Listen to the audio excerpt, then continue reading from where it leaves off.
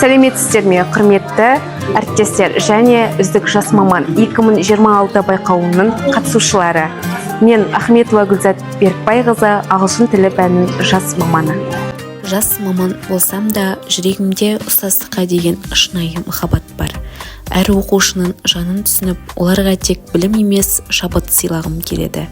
Мен үшін мектеп тек жұмыс орны емес, өмірімнің бір бөлігі.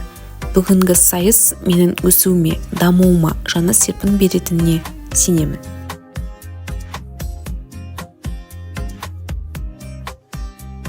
Мен Ақтөбе облысы Темір ауданы Алтықарасу ауылында дүниеге келдім. Бала күнімнен ұстаз болуды армандадым. Мектепті үздік бағамен аяқтап, әрдайым мұғалімдеріме еліктеп өстім.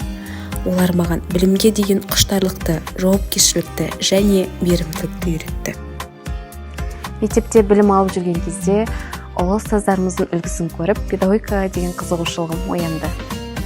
Ұстаздық менің жүрек қалауым. Бұл мамандықты таңдауыма атам себепкер болды. Ол ұзақ жылдар мұғалім болып еңбек еткен жан.